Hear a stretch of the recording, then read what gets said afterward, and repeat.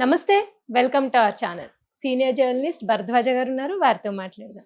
Sir నమస్తే sir. నమస్తే అండి. Sir Game changer pre release event జరుగుతుంది కదా సార్ త్వరలో.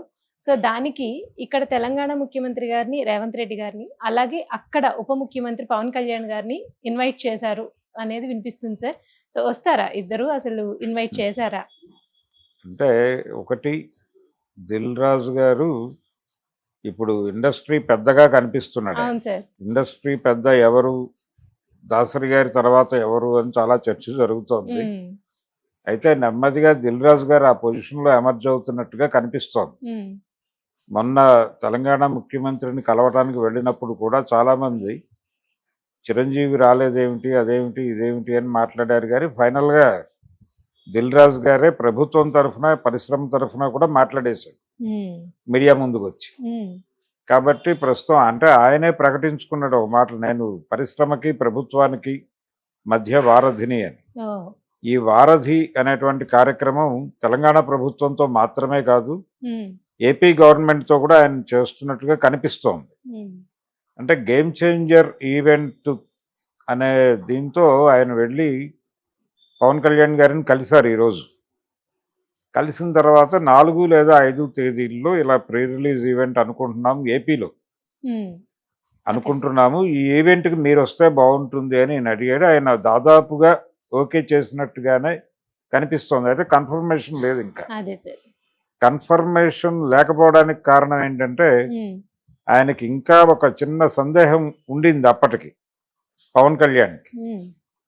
అంటే గేమ్ చేంజర్కి వెళితే పుష్ప గురించి అంటే వాళ్ళు ఎలా రియాక్ట్ అవుతారు, అల్లు అర్జున్ అభిమానులు అనేది ఒక చిన్న సందేహం ఉంది ఆయనకి.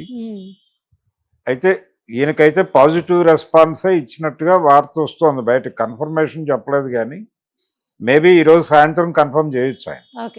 వచ్చే అవకాశాలే కనిపిస్తున్నాయి. ఇక్కడ తెలంగాణ విషయానికి వస్తే రేవంత్ రెడ్డి గారిని ఇన్వైట్ చేశారు. రేవంత్ రెడ్డి గారు వచ్చే అవకాశాలే కనిపిస్తున్నాయి. ఆయన ఎందుకంటే ఇండస్ట్రీతో సత్సంబంధాలు కోరుకుంటున్నాడు ఆయన. మొన్న జరిగినటువంటి పుష్ప అంటే సంధ్యా థియేటర్ ఇన్సిడెంట్ తర్వాత ఇండస్ట్రీ అదేదో ఆంధ్రాకి షిఫ్ట్ అయిపోవాలనుకుంటున్నారు, ఇలాంటి రకరకాల వార్తలు వచ్చినాయి. ప్లస్ రేవంత్ రెడ్డి గారు కక్ష కట్టారు అనేది కూడా వచ్చింది. ఇండస్ట్రీ వర్సెస్ రేవంత్ రెడ్డి అన్న టోన్లో రకరకాల స్పెక్యులేషన్స్ నడిచినాయి. అందుకని ఇలాంటి వార్తలకి ఫుల్ స్టాప్ పెట్టడం కోసం ఆయన నిజానికి మొన్న సినిమా పెద్దలతో సమావేశం కూడా వీళ్ళ అవసరం కోసం వీళ్ళు వెళ్ళారు. ఆయనకు కూడా అవసరం ఉంది ఆ టైంలో. వీళ్ళతో కూర్చొని మాట్లాడి కొన్ని విషయాలు సార్ట్అవుట్ చేసుకోవాలి అనుకున్నాడు ఆయన. అంటే తను వ్యవహరించిన పద్ధతిలో ఏమీ తప్పు లేదు. ఒక బాధ్యతాయుతమైనటువంటి రాజ్యాంగ పదవిలో ఉన్న వాళ్ళు ఎవరైనా ఏం చేయాలో అదే తాను చేసినట్టుగా ఆయన చెప్పుకున్నాడు ఆ రోజు సినిమా పెద్దలకి. అంతకు మించి నేనేం వ్యవహరించలేదు అంటే కన్సిడర్ చేయాల్సిన చోట కన్సిడర్ చేశాను. అలాగే వాళ్ళకి టికెట్ల రేట్లు పెంచుకోవడానికి అవకాశం కల్పించాను, ప్రీమియర్స్ వేసుకోవడానికి అనుమతులు ఇచ్చాను. ఇన్ని చేసిన తర్వాత తప్పు జరిగినప్పుడు తప్పు మాకు సంబంధం లేదన్నట్టుగా తప్పించుకోవాలని ట్రై చేస్తే ఇబ్బంది కదా. అందుకని నేను ఎలా వ్యవహరించాలో అలా వ్యవహరించాను. అంత మాత్రం చేత నేనేదో సినిమా పరిశ్రమకు వ్యతిరేకమని మీరు అనుకుంటే పొరపాటు అనేది అక్కడ వరకు చెప్పాడు ఆయన. అయితే అది మాత్రమే సరిపోదు. ఇలాంటి కొన్ని ఓపెన్ డయాస్ల మీద కనిపించడం ద్వారా ఒక పాజిటివ్ సిగ్నల్ ఇవ్వగలుగుతాడు ఆయన. గతంలో పద్మ పురస్కారాలు వచ్చిన సందర్భంగా ఆయన పద్మ పురస్కార గ్రహీతలని సత్కరిస్తూ ఒక సమావేశం పెట్టారు. దానిలో ఆయన మాట్లాడాడు. చాలా పాజిటివ్ రెస్పాన్స్ వచ్చింది ఇండస్ట్రీ నుంచి, పబ్లిక్ నుంచి కూడా. అంటే చిరంజీవి గారి గురించి మాట్లాడుతూ అందులోనే పున్నమి నాగు మొదటి సినిమా ఆయనది నేను చూశాను ఆ రోజుల్లో. తర్వాత ఆయన 150 సినిమా టైంలో కూడా అదే పద్ధతిలో ఉన్నాడు ఆయన. ఆయనలో నటుడిగా మాత్రమే కాదు, వ్యక్తిగా కూడా పెద్దగా మార్పులు లేవు. ఆ రోజు ఎంత డెడికేషన్తో పనిచేసేవాడో ఈరోజు అంతే అంకిత భావంతో పనిచేస్తున్నారు ఒకటి. రెండవది అవతల వాళ్ళని రెస్పెక్ట్ చేసే పద్ధతిలో కూడా ఆ రోజు ఎలా ఉన్నారో ఈ రోజు కూడా అలాగే ఉన్నాడు అని మాట్లాడాడు ఆ రోజు. ఇప్పుడు ఆ రోజు మాట్లాడిన మాటల్ని కూడా తవ్వి తీసి బయట ప్రొజెక్ట్ చేస్తున్నారు ప్రపంచం. ఇది ఎందుకు చేస్తున్నారు అంటే అందులో ఒక మాట అన్నాడు ఆయన, రెండు మూడు సినిమాలు హిట్ అయిన వాళ్ళు తలలెగరేస్తున్నారు. ఈ సందర్భంలో చిరంజీవి ఇంత హంబుల్గా ఉంటున్నాడని ఒక కంపారిజన్ చేస్తూ ఒక స్టేట్మెంట్ ఇచ్చాడు ఆయన. దాన్ని అల్లు అర్జున్కు వ్యతిరేకంగా కొంతమంది వాడేస్తున్నారు. కాబట్టి ఈ గందరగోళం అంతా. అలాగే చిరంజీవి గారు ఎప్పుడో జగన్మోహన్ రెడ్డి ప్రభుత్వాన్ని ఉద్దేశించి మాట్లాడిన మాటలు పట్టుకొచ్చి రేవంత్ రెడ్డి గారి ప్రభుత్వానికి వ్యతిరేకంగా మాట్లాడినట్టుగా ప్రొజెక్ట్ చేస్తున్నారు. ఈ గందరగోళానికి కూడా తెరదించాల్సినటువంటి అవసరం ఉంది ఆయనకి. గేమ్ చేంజర్ ఈవెంట్కి రావటం అనేది ఆయనకి ఇంకో వెసులుబాటును కల్పిస్తుంది. ఎందుకంటే రేవంత్ రెడ్డి వస్తున్నాడంటే యువతల వైపు నుంచి చిరంజీవి కూడా డాయస్ మీదకి వచ్చే అవకాశం ఉంది.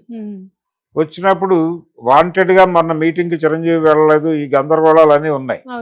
దాంతోపాటు చిరంజీవి ఆయన రేవంత్ రెడ్డి గురించి ఏదో మాట్లాడాడని, లేదు రేవంత్ రెడ్డి గారు ఏదో ఆయన గురించి మాట్లాడాడని, ఈ స్పెక్యులేషన్స్ అన్నిటికీ ఒక చెక్ పెట్టినట్టు అయిపోతుంది, ఫుల్ స్టాప్. అందుకని రేవంత్ రెడ్డి గారికి ఈ ఈవెంట్లో పాల్గొనడం అనేది అవసరమే. అందుకని ఆయనకి ప్రాబ్లమే లేదు, ఆయన వస్తాడు. ఇంకా ఆయన దగ్గరికి ఫైల్ వెళ్ళలేదు, వెళ్తే ఆయన కన్సిడర్ చేస్తాడు.